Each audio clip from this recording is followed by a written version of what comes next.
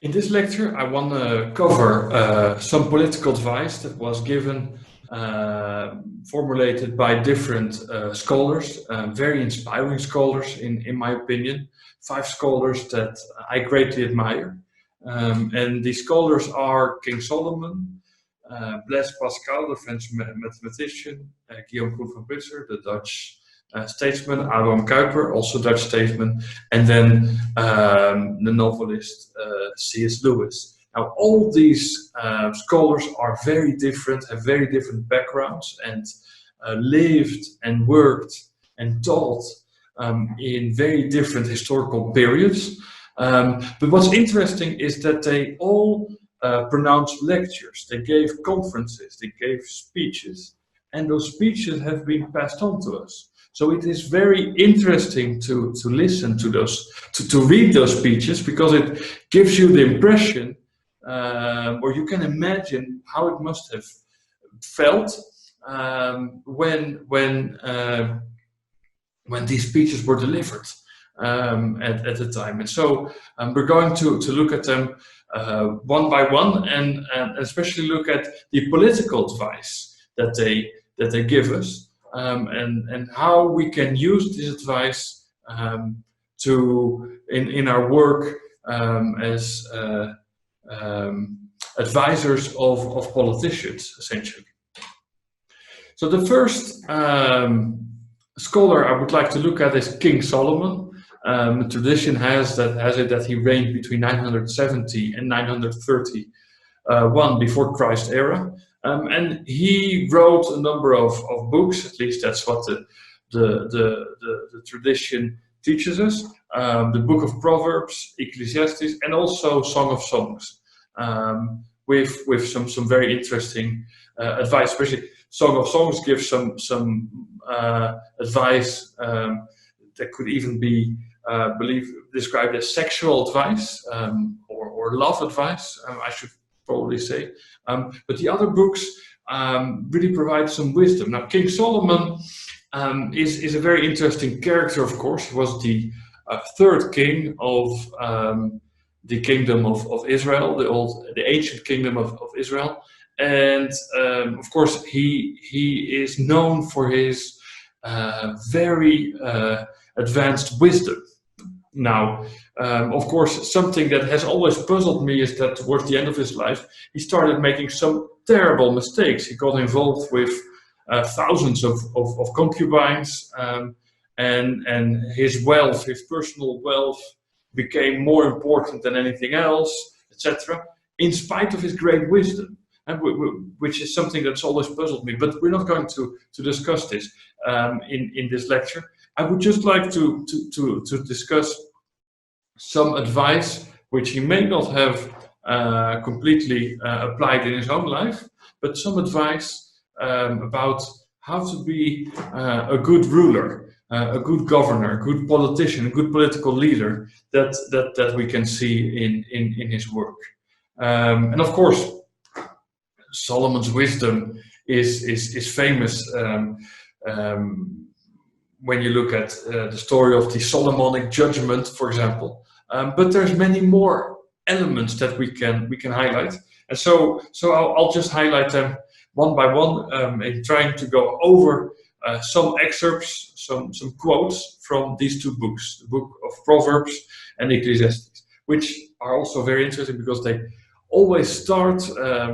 Every paragraph almost is started with "my son," so it's like he's speaking to someone, he's lecturing, he's giving advice, and so that's advice we can heed as well in our context.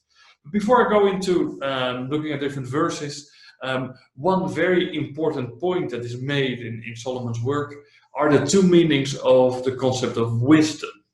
And there's this distinction that can be made between ethical or religious wisdom and wisdom in administration. And of course, ethical wisdom is related to the fear of God and also discernment. And administrative wisdom is, related to how to manage complex political projects. So like in the case of King Solomon, of course, the whole project, the building of the temple, was a huge logistical operation, and that required a lot of administrative wisdom. So these two types of wisdom are important, and King Solomon had both types of wisdom. And I think we can take this as an encouragement that we need to strive to obtain both types of wisdom as well. And in this secular world, this is particularly important because very often, from a managerial perspective, a secular humanist managerial perspective, administrative wisdom is the only thing that's being looked at. But there's also this other ethical wisdom that is also key for being a good leader.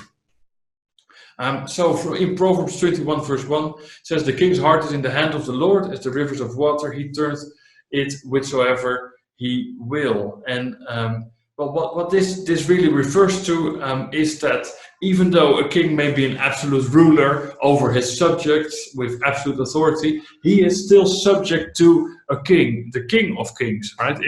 If God describes himself or is described as the King of Kings, that means that he is the absolute ruler over all the other smaller rulers. And actually, we can consider that this is really a source of great political comfort, knowing that there is one above who rules all rulers. Then in Ecclesiastes, it says, "Better is a poor and a wise child than an old and foolish king, and who will no more be admonished." And here we see something where essentially King Solomon describes how lonely it can be at the top, how lonely it can be in power. And so this story really here speaks of a king who's rising to power, who becomes complacent and foolish because he's alone, or does not act or act on his own and does not listen to his friends. And so really the importance of companionship, of having advisors. You can climb up the ladders of success and become important, but you cannot do it alone. You always need advisors, which is, by the way, a very big problem that I've observed with Christian politics throughout the world. Because a Christian politician can become elected, but then he's on his own and he needs the advice from his constituency, from experts. Otherwise, it will just be a failure, right? So this is also a very important point to take into consideration. "Take away the wicked from before the king, and his throne shall be established in righteousness." Proverbs 25 verse 5. Okay, and this actually discusses a similar point about the importance of advisors. Advisors are necessary in every government. But of course, this warning: only honest and wise advisors should be accepted. And so, government needs to have a staff that has integrity. And so this whole idea of the two types of wisdom, and especially the ethical wisdom, should also be part of not only the leader but also his staff, his advisors. So not only should the leader have advisors, but these advisors need to be virtuous. "The king by judgment established the land, but he that received gifts overthrow it." Now, this is a very clear warning against corruption, against bribes. And so, obviously, bribery is wrong, but it will corrupt and destroy a nation. So, all kinds of favors, kickbacks, privileges that are given by lobbyists, to influence the law and influence decision making, are of course wrong and will destroy the nation. Right? And this is a very clear and obvious statement that really must be taken into consideration. "A wise king scattered the wicked and bridged the wheel over them." Well, Proverbs 20:26. Now, this is a verse that really emphasizes that a wise king, so a ruler, needs to be just and fair, and therefore criminals, rebels, disloyal people, well, need to be punished strictly and severely. And that will help a nation to greatness. So a just king is also a fair king, and sometimes this may be hard it's difficult decisions that need to be made, and crime should never be accepted.